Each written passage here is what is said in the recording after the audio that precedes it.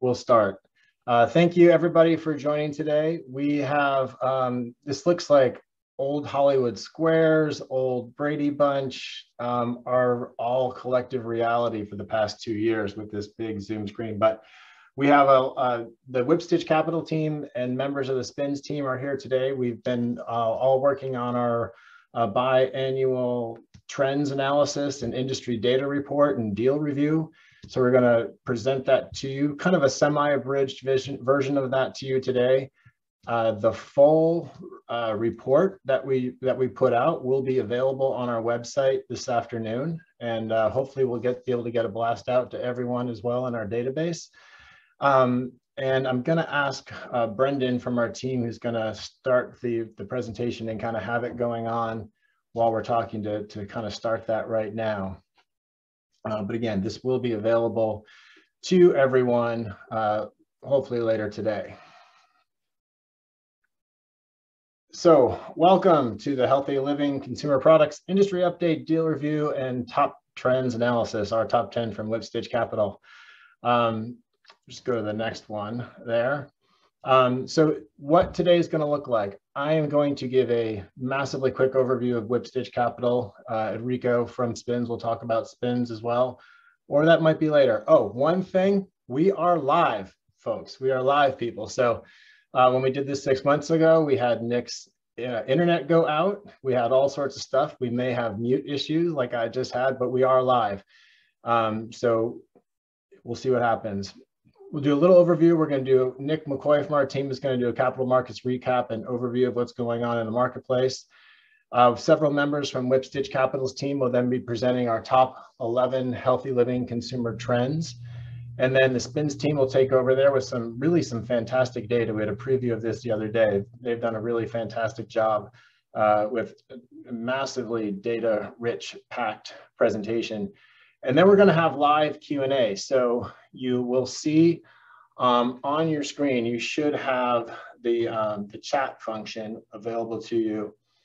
I'm not sure, I'm going to ask a question to the team. On my particular computer right now, the way it's showing, I'm not able to see that for some reason. And I don't know if it's because it's the PDF being shared by Brendan or for some other reason, but I can't access that. But I can see the Q&A, Mike. Okay, cool. So again, this is live, but go ahead and put in your questions through the, I think there might be a Q&A section there, and there's also a chat, but you can do your questions during the whole presentation, and then I'm going to lead a Q&A with the entire group here later on. So keep moving here. So again, the full version of this will be available after this, whipstitchcapital.com.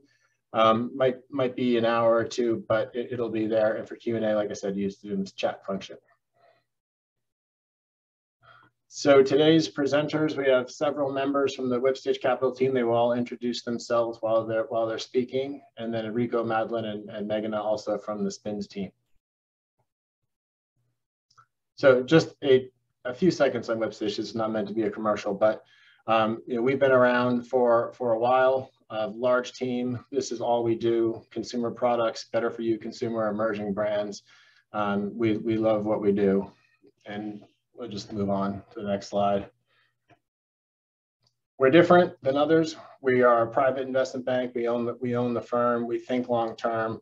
We're connected to people throughout the industry, and we lead a lot of gatherings, and we do things like this, try to share what we know and what we learn and what we're seeing out there in the marketplace. We've done a bunch of deals over a long period of time. I think we've done about 140 transactions now over the years, and a lot of those are tombstones will be on our website for people to see. But let's get to the point of the day. So with that, I want to turn it over to my colleague, Nick McCoy, who will talk about the capital markets today. Thank you, Mike. Brendan, go ahead, next slide. Thank you. As everybody can see here, the M&A market and private placement market has continued to grow as our industry continues to grow, which is great news and not unexpected. What's really interesting about the data this year is if you look at the number of financings, it has increased dramatically above a few years ago, and the M&A number is now consistent where it was pre-COVID. But if you look at the average size of financing, it's at 52 million, which is quite a bit above other things. And the explanation for all of this, and the reason why I kind of look at that total transactions even more than the two above, is, you know, for years we've been talking about how larger companies, excuse me, have been buying larger brands. And that's really opened up this opportunity for private equity and SPACs and other buyers to kind of step in to that opening or that gap as brands grow from being a founder-only brand to getting a partner involved to finally getting bought by a larger CPG. And so there's a blurring of the lines between what is a financing and what is an M&A deal, as we're seeing more and more large check financings that a substantial portion of which is going out to shareholders. And that's why we're seeing that average size of financing number up and the number of financings up while M&A is less. It's really a classification thing. But it's really good news because that means that there's more exit options and more attention in buyers to provide liquidity to the investors that are behind the companies. And that accelerates capital for our industry. Next slide. Looking at the broader world, M&A is now back to pre-COVID levels, which is great to see. There's also the interesting thing here where if you look at December 20 and December 21, there is a big spike. And that's because a lot of people run for the exits right before the end of the year, thinking about tax increases in the next year. So you always kind of see that spike. Next slide. The other great piece of news is that our industry, the kind of better for you component, continues to outpace all products. So if you look at branded products across the store, and you look at the TPL, which on the right here, that is the total product library and spins. That's 100% of the brands. HWI is the healthier 25%, and NPI is the kind of 1/3 of that, or 9-ish%. That's the healthiest of the healthy. If you look at both the HWI and the NPI, they've grown 3 more points versus TPL. And this is a trend that's been going on a long time. It accelerated a bit with COVID, and it's really good to see it continuing now. And now I'll pass on back to Mike to transition to the trends. Or actually, no, we've got 2 quick slides here. Brendan, next slide, which actually show a smattering of the deals that have happened here. Here's some M&A deals, just selected deals to give everyone an idea, and some selected private placements. And now I'll pass back to Mike.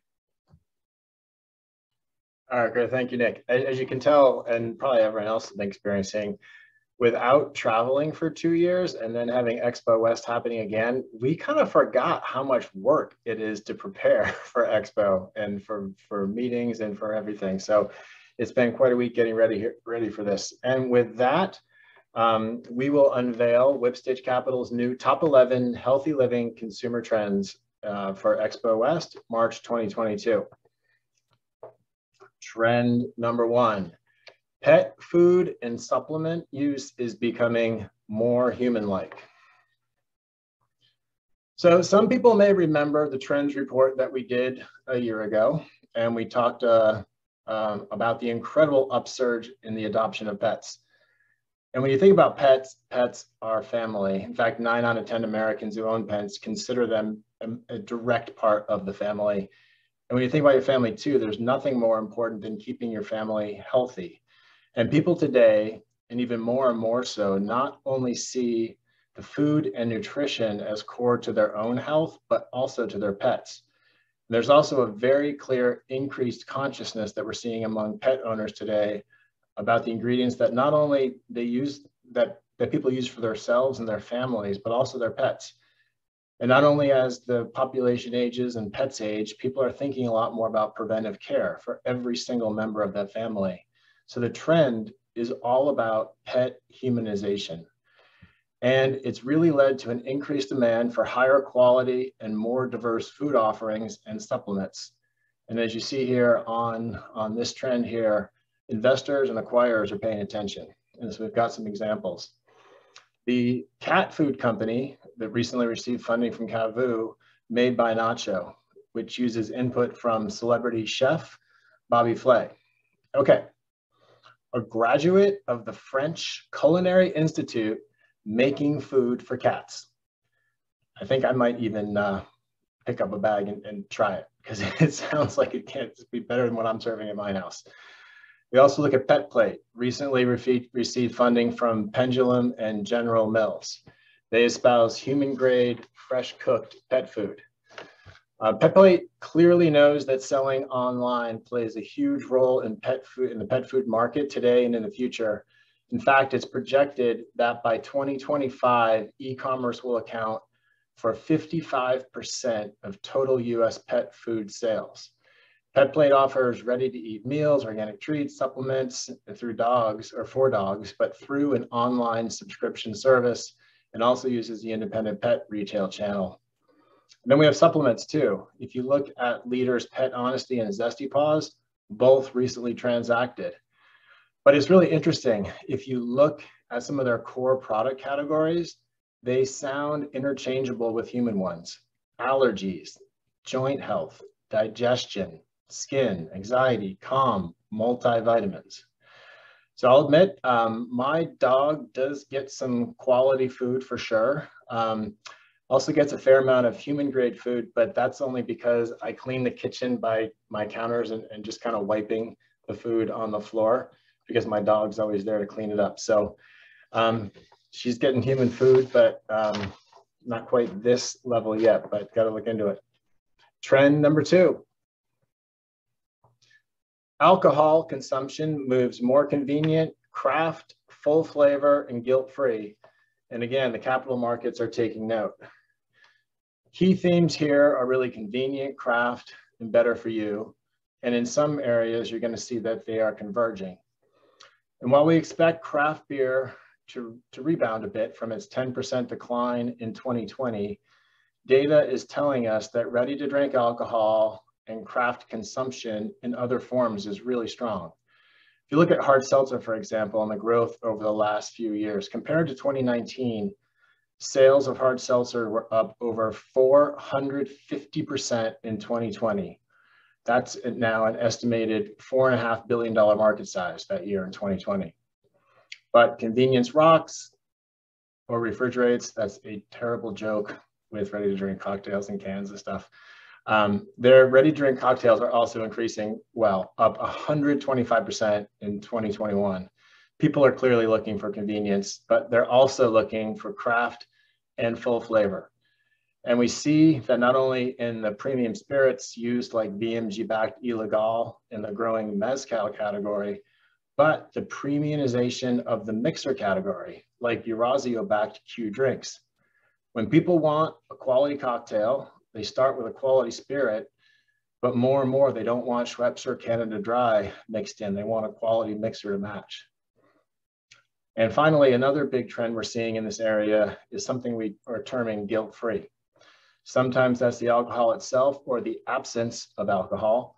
Sometimes it's about sugar, low amounts, or again, the absence of sugar, and sometimes it's other attributes. And with alcohol, we're clearly seeing that rise in craft, full flavor, alcohol-free options. Yes, I'm saying alcohol and alcohol-free, but these are alcohol-like products, like Athletic Brewing and also the innovative tea brand Hoplark, tea brewed like beer with hops. With sugar avoidance, you see the growth in brands like Flying Embers, where Beam Suntory recently invested.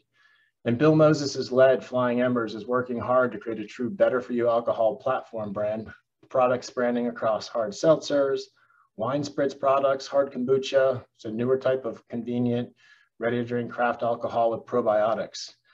Clearly, the alcohol and alcohol-like categories are shifting and continue to shift in large ways. And with that, I am going to send this to Alabama, to the newest member of the Whipstitch team, Andress Blackwell.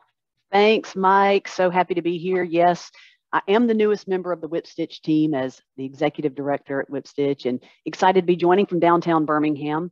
As the founder of Swerve, a zero-calorie sugar replacement, the next trend is definitely near and dear to my heart. So trend number 3, low, no sugar product launches continue to reach new heights as unsweetened options grow.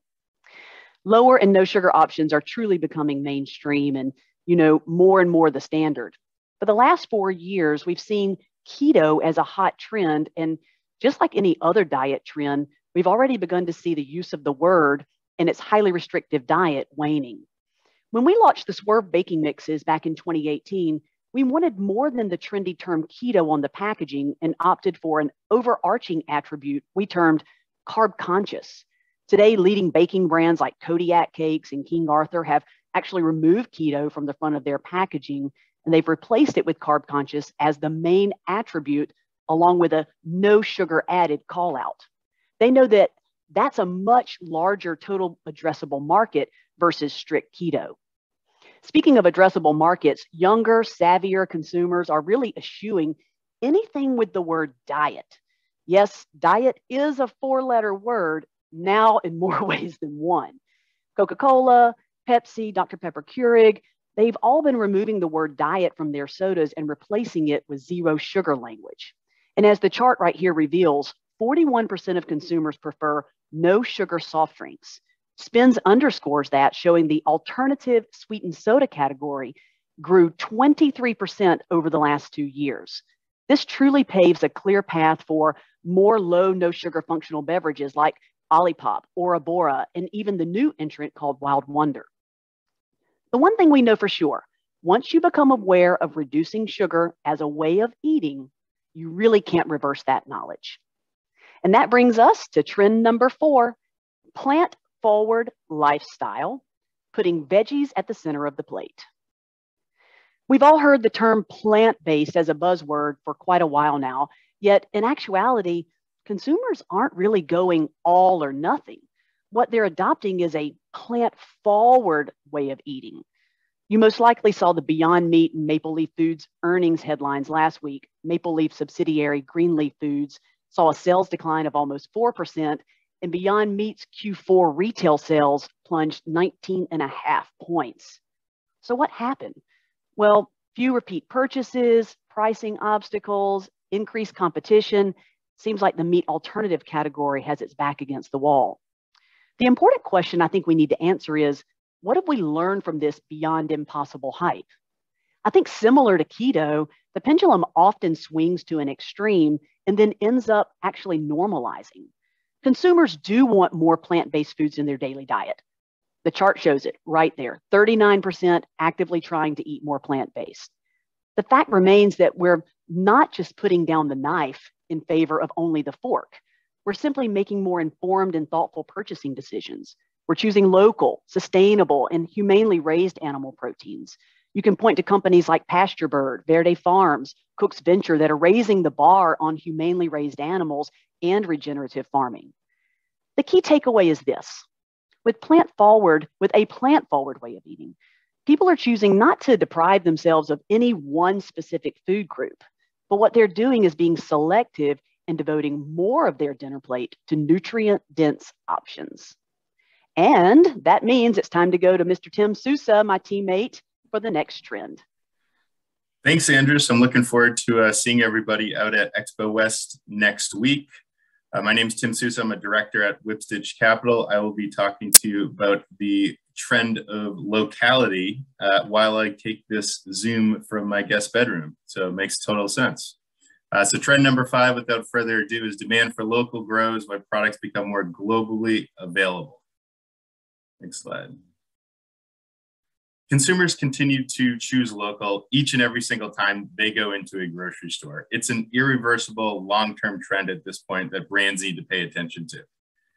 The good news for younger companies and entrepreneurs is this is a multi-billion-dollar market that has grown at 23% for the past several years and will continue to grow. What does that mean? It means it's a massive opportunity to differentiate yourself around local as you compete against your peers within your same categories. Let's take a step back and talk about how local came to be, where it started and where it's going to go. So the movement for local started in produce, really the forefather category, and it makes total sense because local produce is fresher and there's a sense of community, right? You're giving your farmer money. You may know their kids in your community, whatever it might be. The issue they ran into is kind of headroom, where in urban areas, demand quickly outstripped supply in cities like New York City. So this led to the implementation of vertical farming and hyper-localized greenhousing. In the bottom right, you'll see some capital raised on the vertical farming side, but the greenhousing market also experienced a ton of capital inflow over the past couple of years. You had companies like Gotham Greens raising $130 million. You had Bright Farms raising $200 million ahead of their exit as well. The great news is local is transcending outside of just produce. We have it going into the meat category right now, where consumers are attaching the same emotional and same demand factors they did in produce, as in they want to know their farmers, they want to know where their cows came from at the end of the day. There's companies in Massachusetts here, one of them called Walden Local, is doing a great job innovating alongside that and providing a premium product. Net, local is here to stay. It's currently transitioning into other CPG categories, and we see this as a large trend over the next 10 plus years. With that said, I'll turn it over to Greg to reveal trend number 6. Thanks, Tim. Hi, everybody. My name is Greg Usage. I am a director at Whipstitch, and I am based in San Diego, California. And today I'm going to talk to you about trend 6, which is, despite federal obstacles, the cannabis industry continues to blossom. Over the past 5 years, there's been a bunch of noise in cannabis. In 2018, valuations were very strong, and there were new cannabis companies popping up everywhere you looked. In 2019, multiples fell through the floor because the federal regulatory environment changed a little bit differently than people were thinking, and federal legalization was pushed out a little bit further than folks were expecting. But today, despite all the noise and the fact that not much has changed on the regulatory front, cannabis remains a very large market, and it's growing extremely quickly. So just to level set, let's remember that operating a cannabis business is very challenging from a regulatory perspective, since through the federal government's eyes, cannabis remains a Schedule I drug, which, as a reminder, is the same classification as heroin. So what can't you do when you're a cannabis company? You can't sell your product across state lines unless you buy expensive licenses in each state that you sell. You can't leverage some of the same marketing resources that non-cannabis companies can, like Facebook and Google, because they'll kick you off of their platforms. You can't leverage the traditional banking system, and you can't accept credit card payments. But despite this, over the past 2 years, 8 states have legalized recreational cannabis, and there's only 14 states left in the US that have not legalized cannabis on either a medical or a recreational level. According to a Pew Research study, only 10% of US adults think that cannabis should be fully illegal, while 60% of US adults think that cannabis should be fully legal. So the consumer demand is there, and it's only a matter of time before the government acts. And even if the government doesn't act, there's the forecast in the future for cannabis remains very bright. Cannabis is a massive market. If you look at the spin subcategories, the largest subcategory in spins is shelf-stable soda. It's a $17.5 billion category. And if you look at the 2021 size of the cannabis market in the US, it was 37% larger than that at $24 billion of retail sales. And that's up 38% year over year from 2020. And let's not forget that the illicit cannabis market is very large. So those numbers are likely understated. So as a recap, cannabis is a large and growing market. The demand for cannabis remains very high. And hats off to all the cannabis operators out there who've done a great job persevering through a very challenging regulatory environment over the past 5 years.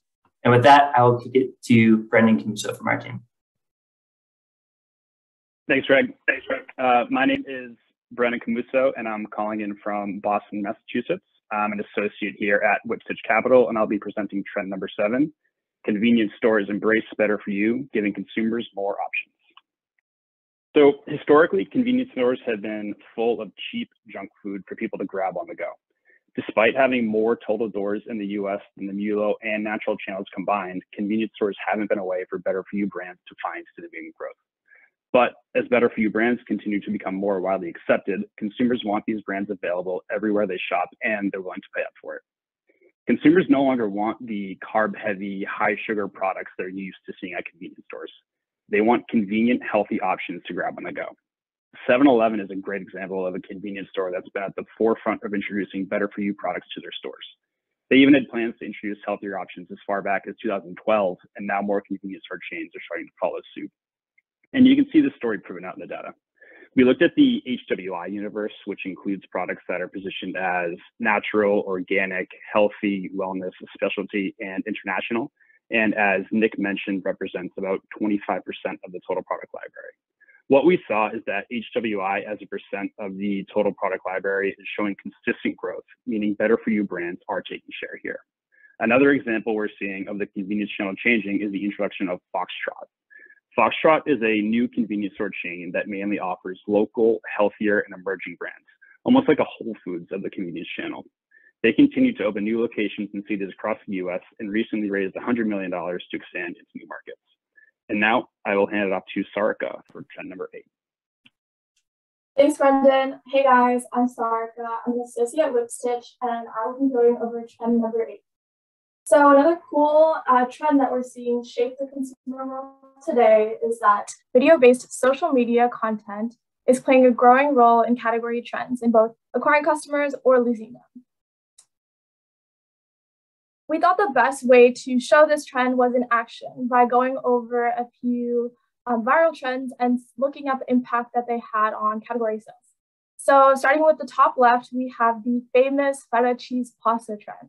So around February 2021, everyone and their grandmas, including me, started going to the grocery store and purchasing Feta cheese blocks and baking this quick and easy, convenient dish at home. This led to a huge bump in Feta cheese sales. Similarly, right below, we have Emily Mariko's Sushi Bowl. So around September 2021, Mariko, a health food influencer on TikTok, released a tutorial on how to create her sushi bowl, and this led to a huge bump in seaweed sales, and these sales remain elevated to this day. While TikTok and social media can be a really great way to inspire, educate, acquire customers, it can also very easily turn them away. Dun, dun, dun. Okay, so on the top right, we have the gradual decline of exfoliating scrub sales, and that's been in decline since 2019. And this is because skin influencers and educators such as Hiram Harbrough have been raising awareness and concern about the potentially negative effects that harsh facial scrubs can have on your skin. And right below, we have another example of a category in decline, the toner category. And this has been in decline since 2020, since kind of the beginning of the pandemic, when people began coming up with skin regimens and routines and turning to YouTube and learning from educators on there that toner may be a redundant step in the skincare process. The bottom line is that as people consume more video content-based social media, it becomes a really great asset that brands can leverage to acquire customers. So with that, I will pass it on to Lauren to talk about the next trend. Thanks, Sarika. I'm Lauren Park, an analyst at Whipstitch Capital, and I'm calling in from Southern California. Trend number 9 is, drumroll, personal care becoming more inclusive through consumer education. Now, on the left graph, you can see that the number of times key skincare ingredients like niacinamide and retinol were Googled spiked during COVID, and that growth has remained even post-COVID. We think there are multiple reasons for this, one major one being that consumers are more educated than ever before. Personally, I've always found it challenging to find skincare products that address all my skincare needs, especially as a person of mixed race. But during the pandemic, I have to admit, I got addicted to TikTok, but it actually ended up being really beneficial for my skin. I started seeing skincare videos run by doctors popping up on my For You page. They really educated me about what to look for in products based on my concerns. And now I'm really drawn to products like CocoKine. They sell a really diverse range of products, and I'm convinced they actually work since they conveniently cite the purpose of every major ingredient in each product they sell. I also like brands like Mayel and Live Tinted because they've mastered how to turn educating consumers into buying customers. For example, Mayel teaches consumers about different curl types and hair porosity, while Live Tinted about brown skin tones and color correcting. Now I'll hand it off to Nick.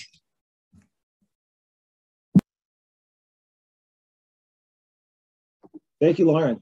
Unmute there. Rookie move. Trend number 10, consumers seek brands with ESG attributes. An area of personal passion for sure. The survey says that more than 50% of people either strongly or agree about caring about ESG. And we're seeing that in the data as well. Spoiler alert for those who are going to attend or view the State of Natural at Expo West next week. We have data that shows that the companies that have sustainability attributes have been growing about 2 additional percentage points per year faster than other companies. So that is a big tailwind for these companies. And they're doing it in multiple ways. As you can see on the right, things like Walden Local with land stewardship, giving farmers a viable P&L on land where they otherwise wouldn't necessarily be having it, taking failing dairy farms and converting them into retirement income streams while producing humane meat for humane and clean grass-fed meat for people. Regenerative agriculture partnerships, we're seeing those where companies are partnering with farms that would otherwise potentially fail and helping them make the conversion into regenerative and eventually regenerative organic for higher margin, higher value add product, and also locking in supply at the same time. Humane treatment of animals and sustainable packaging also making the earth a better place. And what's really exciting to me about our industry and this is there's kind of a conventional thought that ESG investing is kind of charitable or lower return. And it's kind of like taking charitable companies and trying to make them profitable. But with the tailwinds of consumer purchasing power and the diversification of our population, what we're seeing is it's really turning that conventional thought or unconventional old thought on its head. And now we're taking companies that are economically viable and we're actually making them more economically viable or more profitable by doing more good. And that's really powerful. It's really radical. And that's what I love about this industry is that we see that here first. And I think it shows great leadership in the world. Next slide, please. Trend number 11 is e-commerce conquesting traditional retail only products. So what's really interesting, there's a lot of things going on in e-commerce these days, but some of the things that really stick out are when you think about what works and what's attractive to companies, subscriptions are great. It's becoming more and more of like a club. And you feel special being there, you get special deals, special offers. There's companies like Hoplark that are doing a great job with that. And for companies, it's a win-win because it becomes a recurring revenue stream. Mission-focused D2C marketing. So for, back when I was a kid, the only way to really get the message out to consumers was, print, radio, TV ads, none of which are going to work for companies that are $1 million in revenue today or starting off. But you can embed mission into your brand ethos very, very early on, like Ben and Jerry's did, and get benefits for it for years and years to come. And it's a way of leveling that marketing playing field. And people are doing that really well. Fabula is a great example. Self-controlled delivery, or basically taking delivery and instead of having it be just a cost center, making it into a profit center and also a way to reduce your carbon footprint. That's what Walden Local's doing. If you've been in the Northeast, you have seen their trucks around. It's a great advertising medium. And if you can do that more profitably and you can do it when you're lowering your carbon footprint, then it's a win-win for everybody. Text commerce is also super interesting. I've talked to so many founders over the years that talk about how when the companies were young, they would respond to every email inquiry that would come in and some, and actually like sometimes even talk to customers live. But then the companies get really big and the volume gets too large and, they get harder to run and you have to devote your energy other places. But text gives consumers and companies that connection on a more efficient basis and can kind of stretch that into a much larger company. So it's a very, very powerful, communication tool, and Verb does that very well. And now I'll pass it back to Mike. Thank you, Nick. I used to call Nick the closer. I might just start calling him Mr. ESG too. It's been a huge passion over the year, but there you go. I want to thank the team, the entire team, including everyone here from the team who presented today. It was fun to, so much more fun than just having me and Nick do it. And anyway, everyone did a great job. But there you go. There's our top 11 trends for spring 2022 and Expo West. Reminder that you can use the Q&A tab. We will have some Q&A after Spins presents their information. And with that, I'm gonna hand it over to Enrico, Madeline, and Meghana from Spins, and the Whipstitch team will disappear here for a minute, and we'll all come back after the Spins presentation and go from there.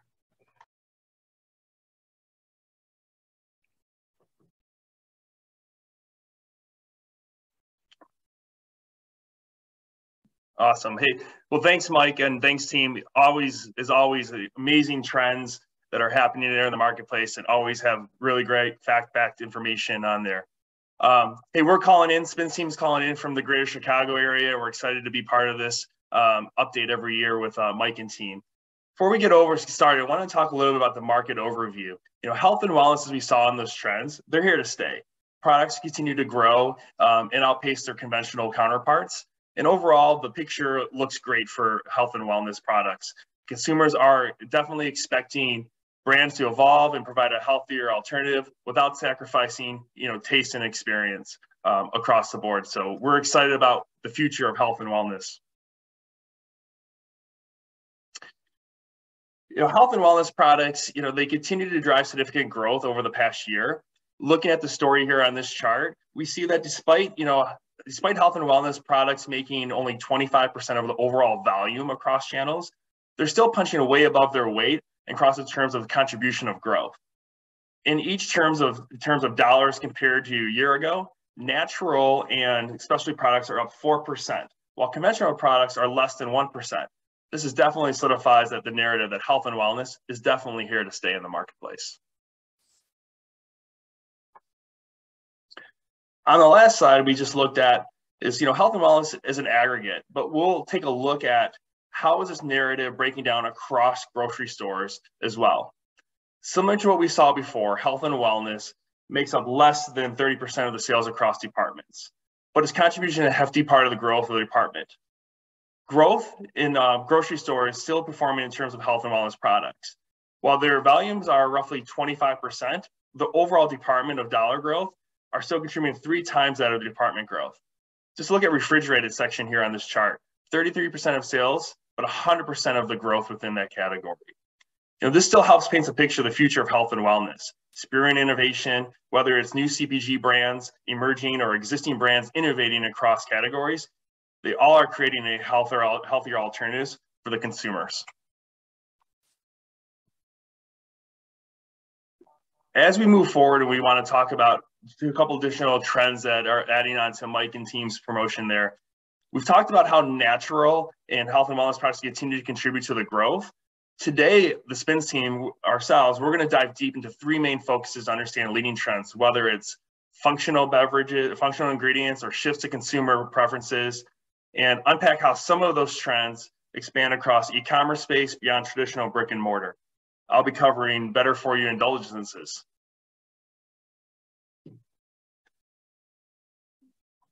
With, you know, ourselves entering the space and juggling much of our day-to-day, whether it's working, taking care of our families, or even looking after ourselves, indulgences are common for our self-care to help us consumers unwind and just enjoy the small things in life. Specifically, we all like to explore alternative sweeteners, unsweetened versions of traditional products, and tap into the new growing segment of non-alcoholic in wine and beer.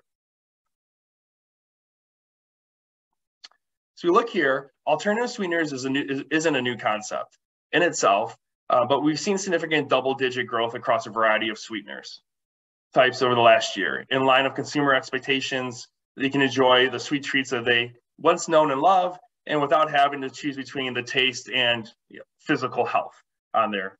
We're looking to look at coconut sugar, monk fruit, and stevia are among the top growing alternative sweeteners across a variety of dessert segments related to categories such as cookies, frozen desserts, and candy. We can see that subcategories that experience the most growth per sweetener type, and you'll see a fair amount of diversity in the subcategories represented here, not just your typical candy or ice cream across the board. With popularity of keto diet as well, these alternative sweeteners are even more enticing in consumers who practice keto habits, especially in ice cream products.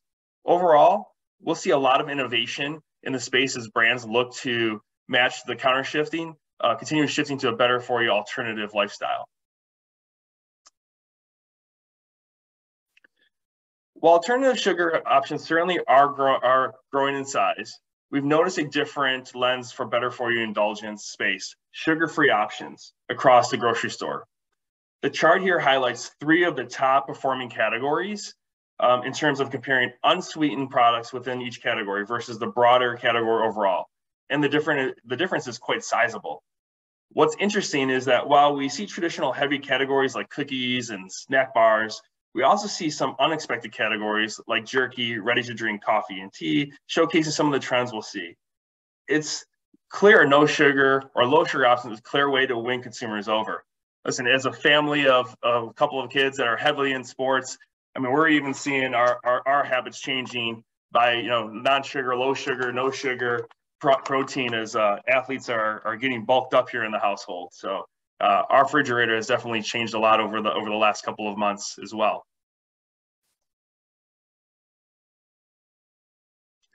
When we look at other indulgences, fueling non-alcoholic beverages, indulgences aren't limited to just desserts or snacks, right? We all love our cocktails after work or out with friends. So we have beer and wine are common ways to focus to relax and socialize.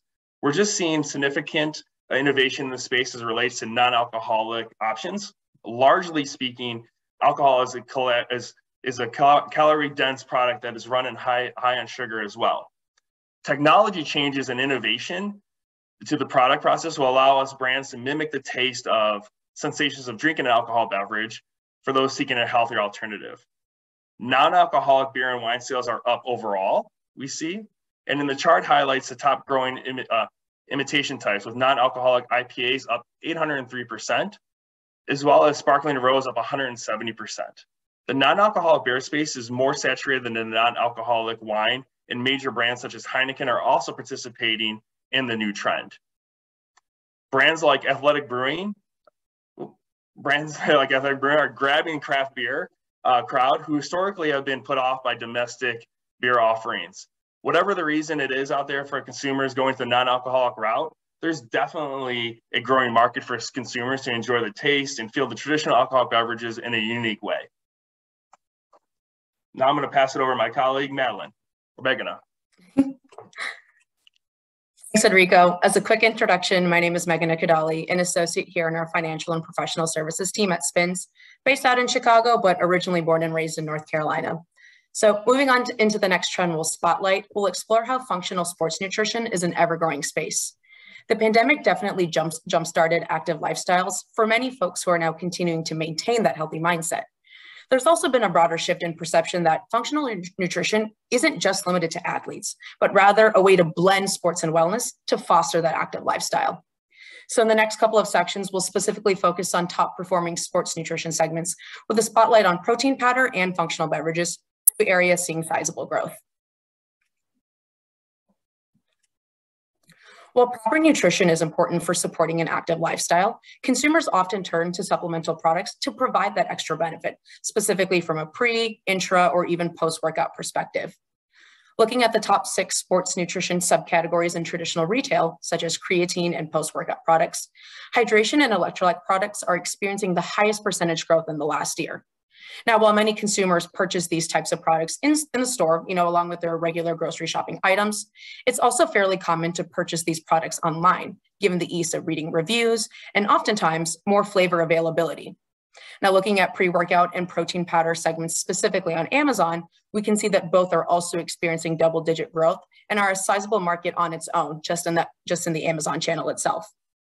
Now, Amazon is a particularly interesting space to explore, as oftentimes we find brands and products with an online distribution focus rather than just a brick and mortar focus, such as brand Gorilla Mode, known for their pre-workout. Now, this brand is also experiencing sizable growth online. So overall, sports nutrition is showing no signs of slowing down, whether it's purchasing patterns in traditional retail or online.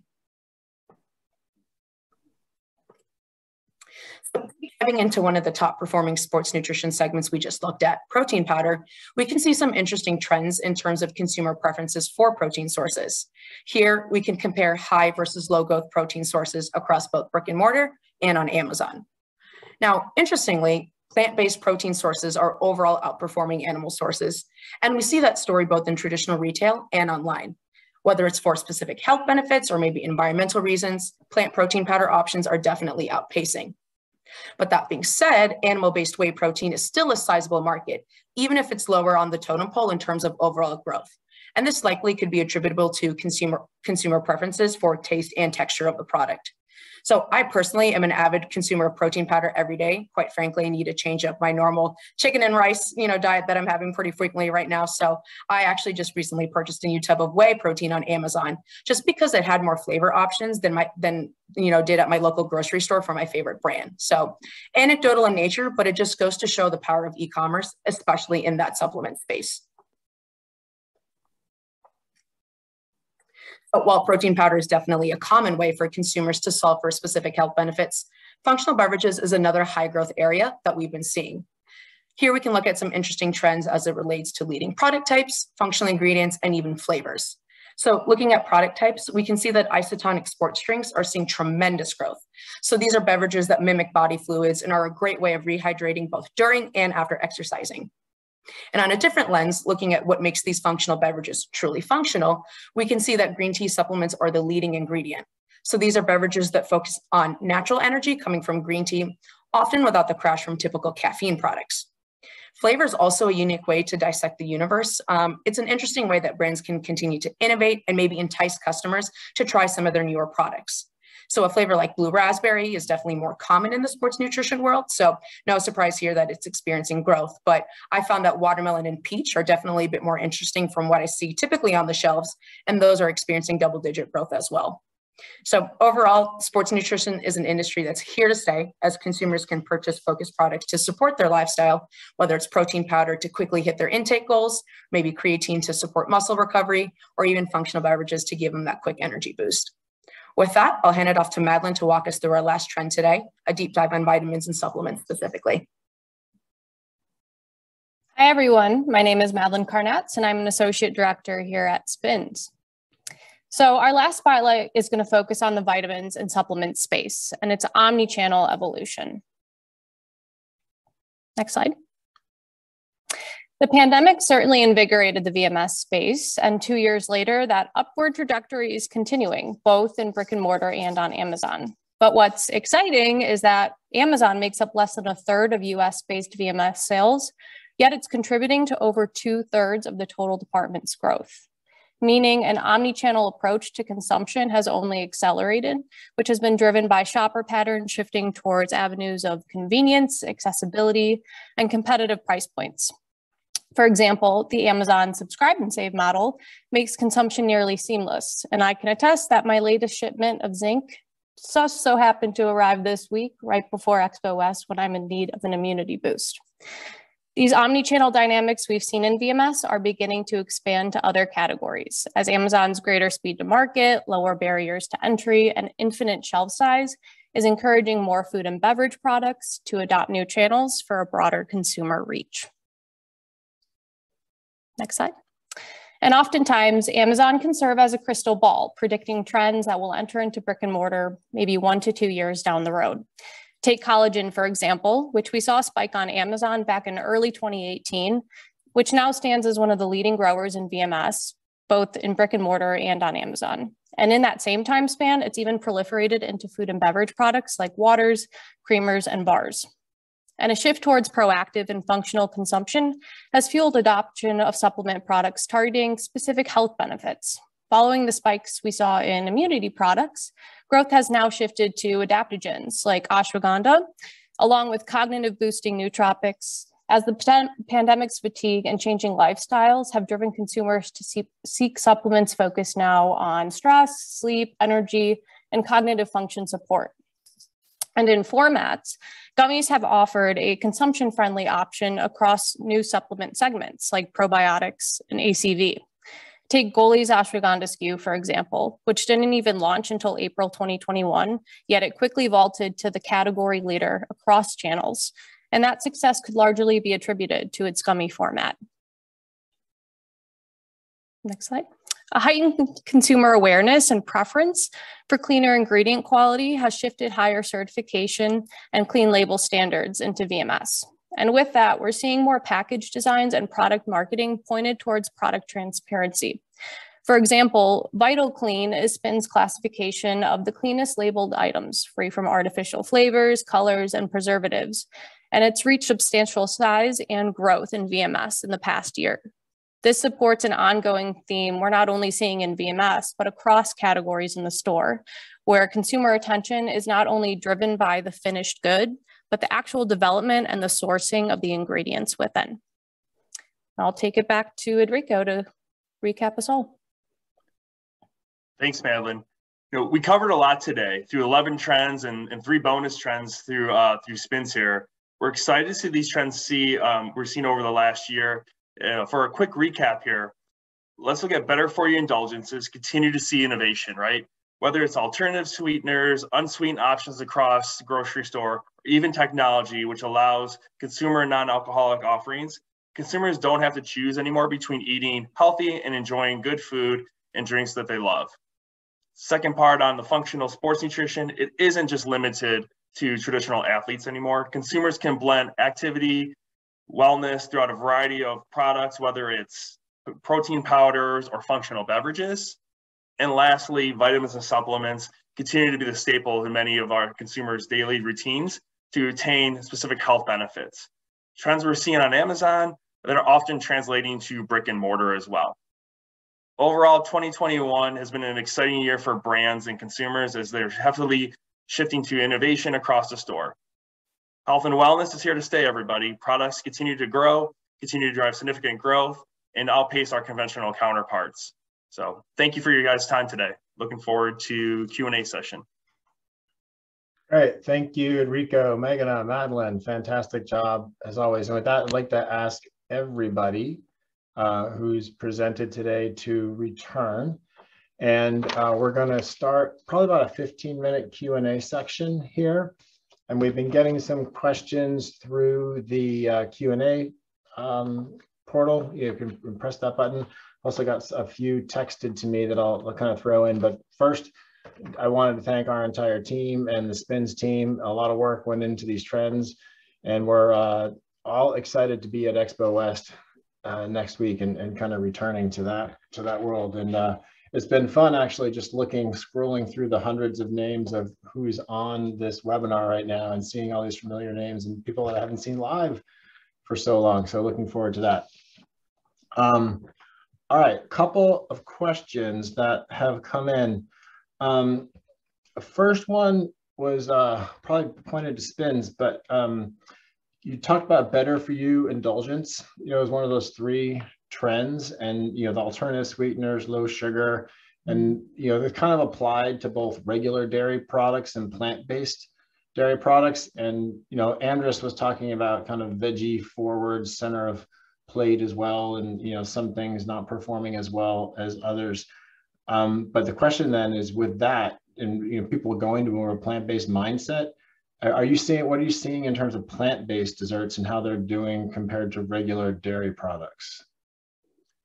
Sure. Yeah, that's a great question. And, often you hear that a lot is that we're seeing, plant-based ice cream and plant-based novelties up about 3.5% across channel. Though it's interesting, natural enhance, it's a little bit down in that area. But on the flip side of what we're seeing is, dairy ice cream and dairy novelties is down about 1.8% across channels. Reason that we're seeing this across could be generally twofold.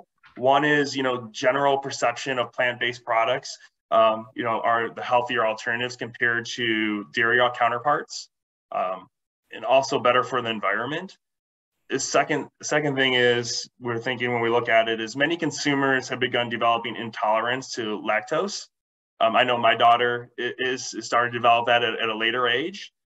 So flipping from a plant-based options from their normal favorite foods they're having, we're starting to see that. So there's no surprise that the legacy brands like Casper's in the space are continuing to innovate into the plant-based space with their Jolly Llama dairy-free line, as well as apart from other legacy brands, ice cream, where we're seeing many high growth brands in the space. For example, Manua Lua ice cream made, a macadamia nut milk that did almost 2 million in sales in its first year, and launched the novelty brand Dream Pops is up 305%. So, I mean, we're not, it's really interesting as where we're seeing some shifts across the board on other alternative spaces that are around sugar and no sugar. Interesting, thanks. There, I don't know if anybody else wanted to comment on that before I move on. It's funny, there's so many people here. I have to press 2 buttons to see like the reaction to all of us now. All right, so the next question is actually interesting. What I'm going to do is kind of merge a couple of questions that have come in. And it was kind of nice that we had this section of the presentation where Whipstitch spoke and then we all kind of disappeared and went on mute and videos off, and then Spins was going. So I was able to actually pull up some of our old trend reports from the previous years, because someone had asked, what was exactly, are there previous trends that have not materialized or taken hold in the manner that we originally thought? And if so, what shaped that?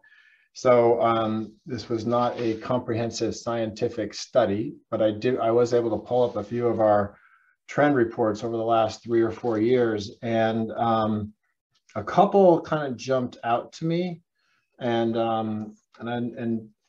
this is just going to be throwing out to the group. I might have a few things to say. If people add on to it, we'll just see what happens here. This is live, as I said before.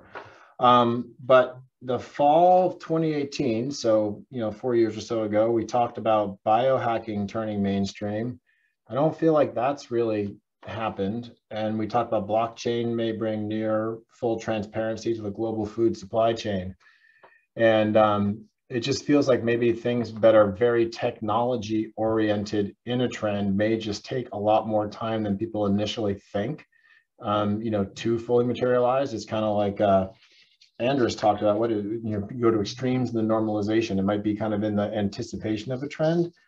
And that kind of related to another question we got, which was, is it too early to see anything in the cell or lab cultured meat category for a trend to be emerging? And interestingly, we narrowed down our 11 by starting out with 20 or 30, and we had a working title, at least, of cell-based meat turning mainstream or becoming mainstream. And at the end, we nixed it. And I can't remember exactly why we did that. I think someone on this group right here worked on that slide. But anyway, there's a lot there. I just know people just anyone want to jump in on any of that? I think one of the things, Mike, is it's just a little too early to even call it a trend. I think there also needs to be some marketing and some better ways of talking about that particular segment. If you think about it, consumers, we're talking about food, and you say cell-based lab-grown meat just really doesn't sound very appetizing. So really and truly, it may be good for the planet, and we may see that down the line that it materializes, but I think there definitely needs to be a softening of the language and a better understanding and education about what that really means. Yeah, I'll jump in. Yeah, I think Andrews's point is right. I'll kind of point to crickets and ants and things like that. There's definitely a cultural change that has to happen before wide adoption. But what I do think about there that's interesting is, if you think about the world at peak population and, trying to maximize the amount of food and people on the planet, which, our survival instinct will do, developing countries right now, they tend to eat more meat as their GDPs develop. We're seeing that with China and, in other countries. So as the world grows to that, the demand on meat is actually to be disproportionately high, but our ability to produce it is going to get lower because producing meat on land takes a lot more acreage of land, particularly in feedlots, than it does to create the same amount of calories in plant. So cell cultured meat is actually a very interesting longer term trend. And the population hits like 10 billion in 2056, according to projections. It's not that far off. And a generation away, I think we could certainly start seeing people, adopting that. There has to be some cost reductions. And there is an energy, at least, there's not a lot of information yet because it's still early, but there's an energy consideration with cooling bioreactors, in these larger plants that are going to happen. So obviously energy becomes the other limiting factor on human population. I guess one extra point too on the whole biohacking thing.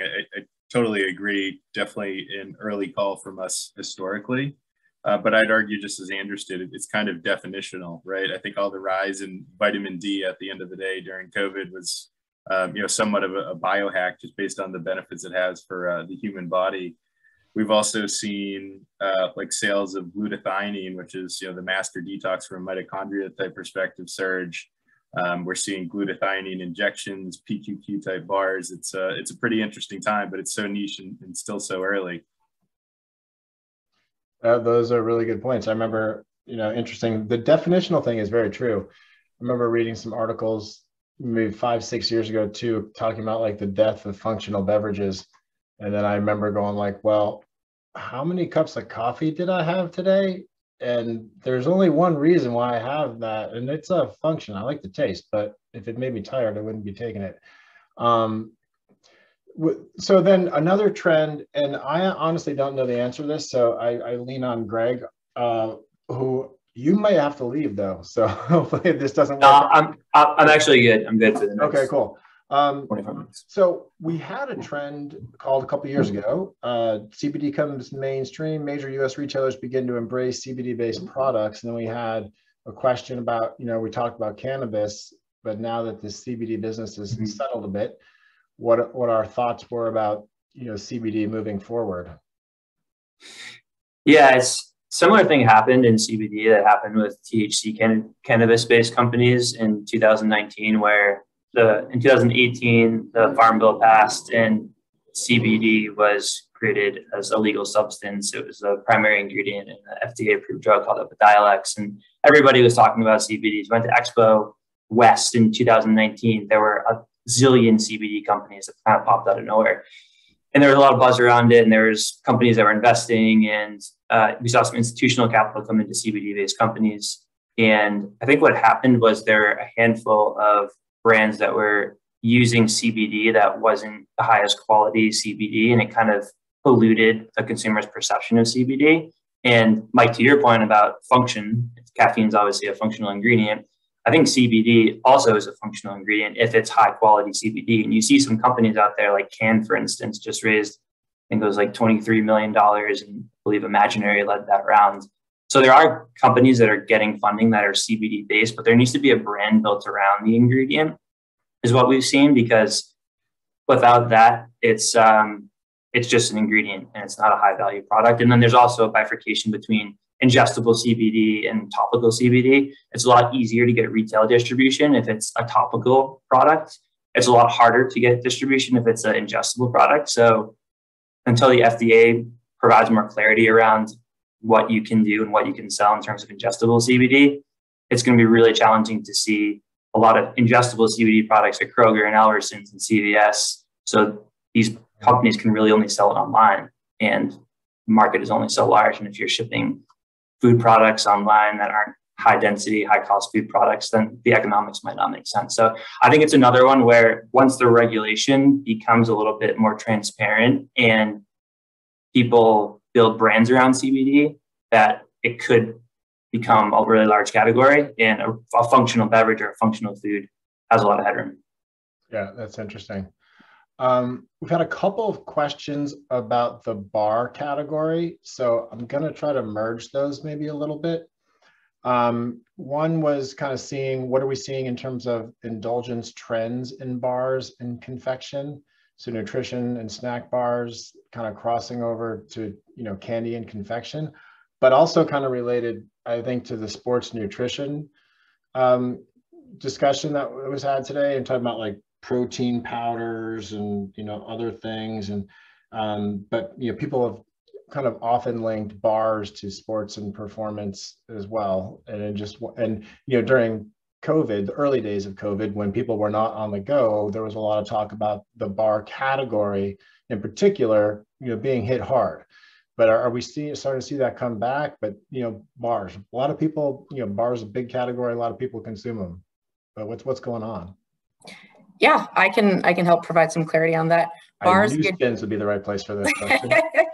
Well, I have good news for you that bars is up. Bars is doing fantastic, actually. It's up almost 13%. When you translate that from a dollar perspective, it's up almost 400 million. And I wonder if that's almost sort of return to work, return to normalcy, convenience is really important. Even if I'm just sitting in my house, I feel like a lot of us are still on Zoom roulette, where you've got a couple minutes in between and you just want to eat something and I don't have time to kind of cook. And that's why I really see brands, those that are successful, are able to provide a good blend of, balancing calories, protein, and sugar content, because, I might as well eat a Snickers bar, if I want to eat 300, 400 calories and, not really get too much protein out of it. So we're kind of seeing top performing, brands like a Perfect Bar, for example. They have, some of their SKUs, their peanut butter one in my fridge as we speak, has 17 grams of protein, fairly good macros on it. And from a snacking perspective, I want to feel good about what I'm doing. It's not just transactional. I'm actually, feeling full longer, and I feel like I'm doing better for my body. And so brands that are really able to find and strike that balance, I think are doing really well from that perspective. But on the flip side, kind of thinking about what are making some of these bars more successful than others is there are certain functional ingredients, so to speak, that I think are really outperforming. So I kind of talked about in the protein powder space how plant-based protein is really kind of reigning supreme.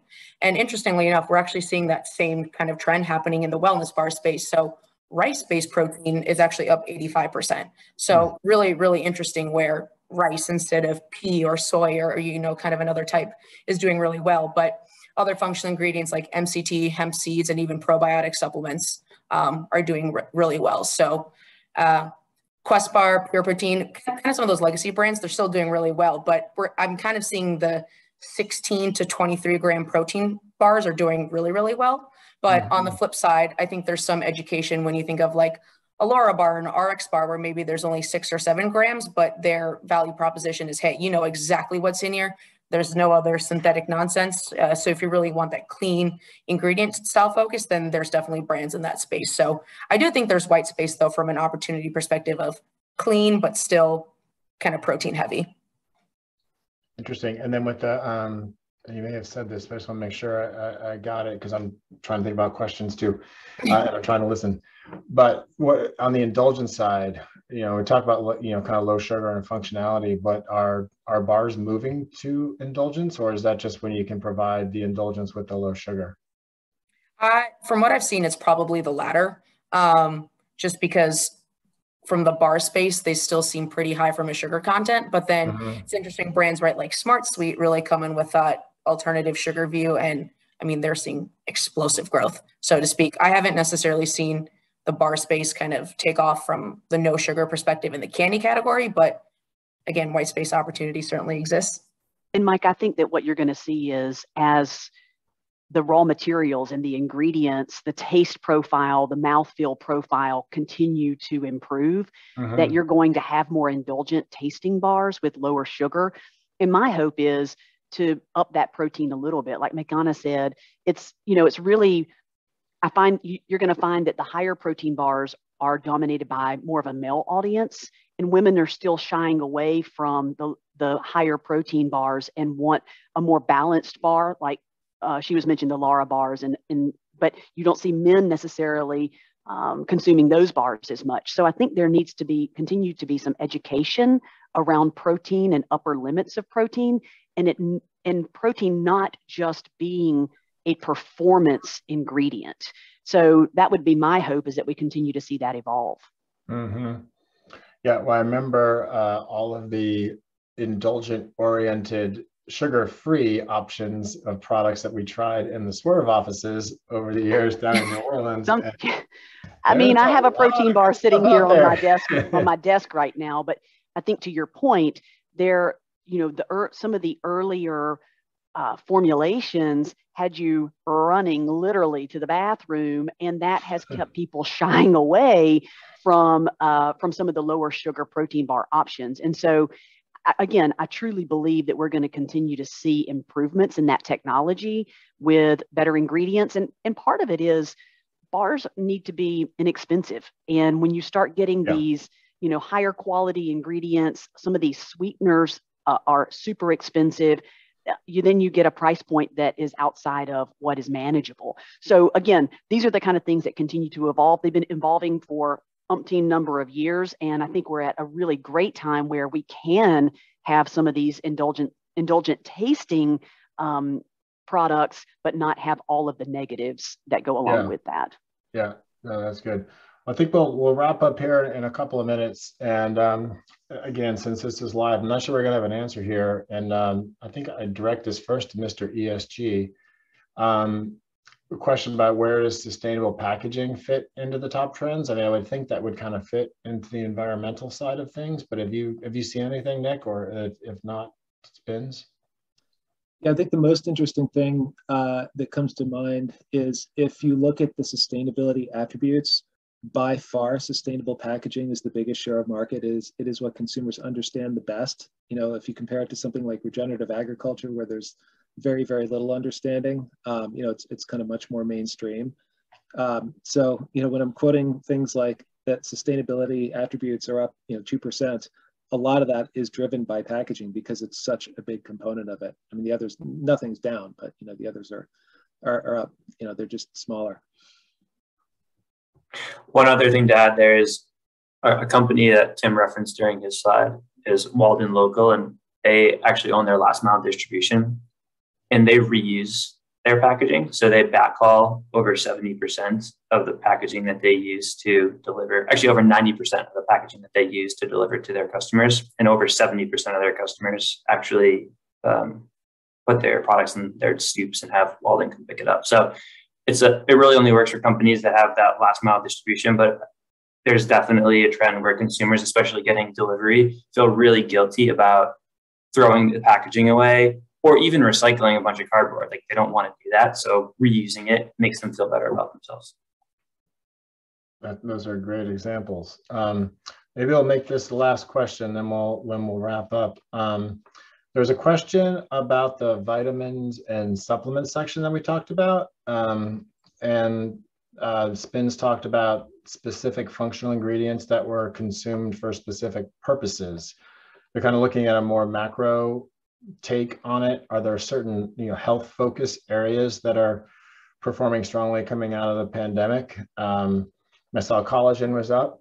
I got hit by a pitch playing baseball. I took collagen daily and it helped. So I may be helping to juice those collagen numbers. I'm not juicing my home run numbers, but in particular, people are asking about immunity. And I thought this was an interesting question because, you know, we kept getting this question early on, as you know, early on in COVID, because, you know, there was a spike in sales and so many immunity focused products, and immunity was just entering it as a word into kind of brands and SKU names and so forth. But what's happening, you know, with immunity focused products and other health focused areas in the VMS space?